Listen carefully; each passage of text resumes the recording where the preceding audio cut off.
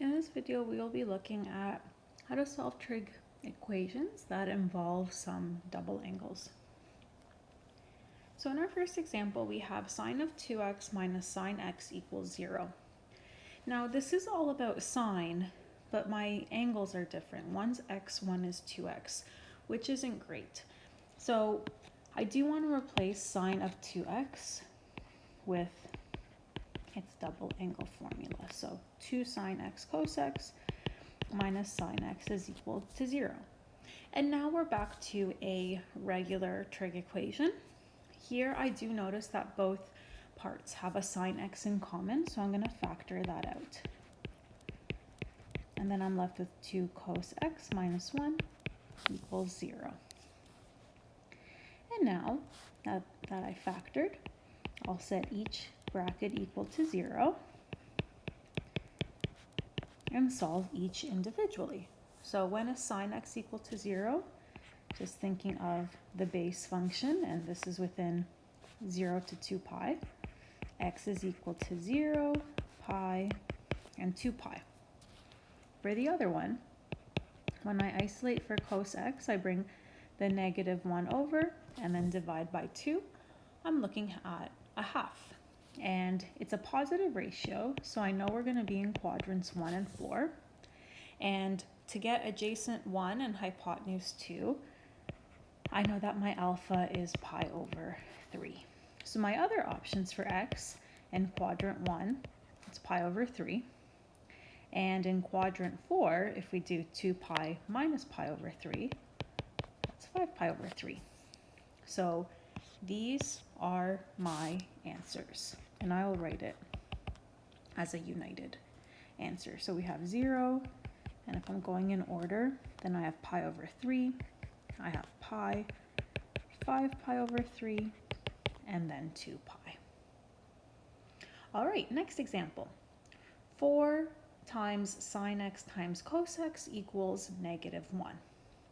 I have sine and cos, which wouldn't be a big problem if that negative 1 had been a 0, but because it's not, I want to try to replace this. But this looks really familiar. And I can write 4 as 2 times 2. So I'm going to replace this like this. And 2 sine x cos x is just the double angle formula for sine. Now we have an equation all about sine, and yes, I'll keep in mind that sine of 2x means that the function has been compressed, which means the period is 2 pi over 2, which is pi. And I'm also just going to temporarily replace 2x with theta. So what I'm actually solving is 2 sine theta equals negative 1. And if I divide both sides by 2, I'm solving for negative a half. And please make sure you don't bring that 2x in until you've solved for theta, both options for theta.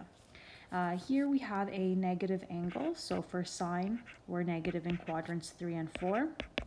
And to get opposite 1 and hypotenuse 2, our alpha is pi over 6 if you draw out your special triangle. So that means theta in quadrant 3 would be pi plus pi over 6, which is 7 pi over 6. And in quadrant 4, we would be 2 pi minus pi over 6, which is 11 pi over 6. And of course, you can show those calculations. I'm just simplifying them and writing them out right away. And now I can bring back my 2x.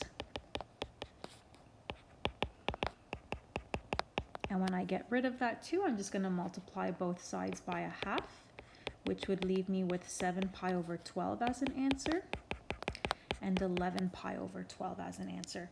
But both of these answers are all less than pi, and we know the period is pi, but I need to go from 0 to 2 pi. So I'm going to add pi to each of these answers to get another option.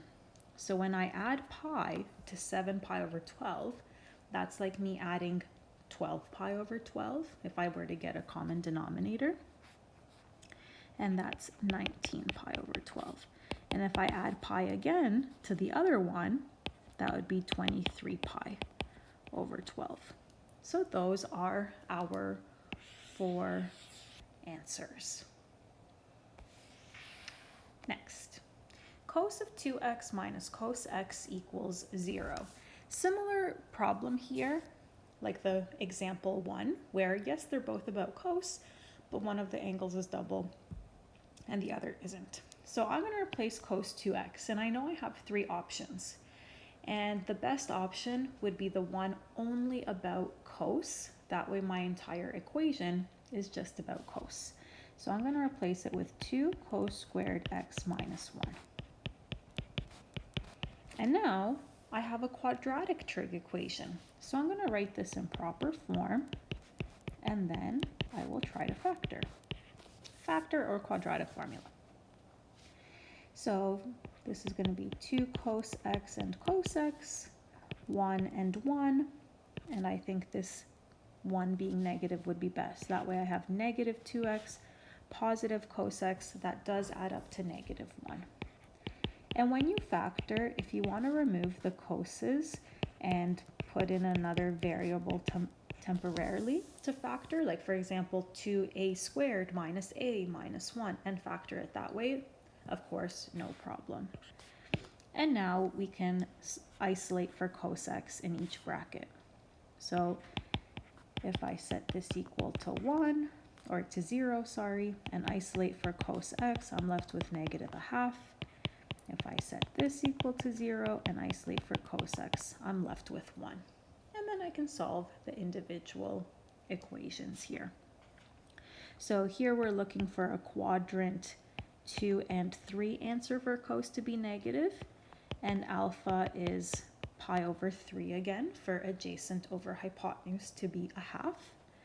So x in quadrant 2 would be pi minus pi over 3, which is 2 pi over 3, and in quadrant 3 it would be pi plus pi over 3, which is 4 pi over 3. And then when is cos x equal to 1? You can draw the base function or use the fake special triangle, and x is 0 and x is 2 pi. And I will just write a united x because they're kind of all over the place. So 0, 2 pi over 3, 4 pi over 3, and 2 pi for my 4 answers. And last one, cos of 2x minus sine x equals 0. Here I have differing trig ratios, so sine and cos, but I know that there's a double angle formula for cos that is all about sine. So that's the one I'm going to replace cos with. And then I know I want to put this into a nice form, the squared term, non-squared, and 1. So negative 2 sine squared x minus sine x plus 1. A lot of people make little mistakes when they leave that negative out there, so I highly recommend you do a common factor of negative 1. That's just going to change all of your signs. And I'll do it in this example just as a refresher. If you would like to replace sine x with a, let's say, then this is what you're trying to factor. And maybe that looks nicer to you. It's easier for you to factor like this. So 2a negative a. Then you're more than welcome to use this little substitution. If you want, you can even isolate for a first. So a equals a half, a equals negative 1, and now bring your sine x back in. So we're solving sine x equals a half and sine x equals negative 1. Now, if you're okay to factor like I did in example 3 without the swapping, you're more than welcome to. I just wanted to show and remind you of both versions. I'm just going to do the sine x equals negative 1 first because it's faster. So there's my base function. And when is sine at negative 1? At 3 pi over 2.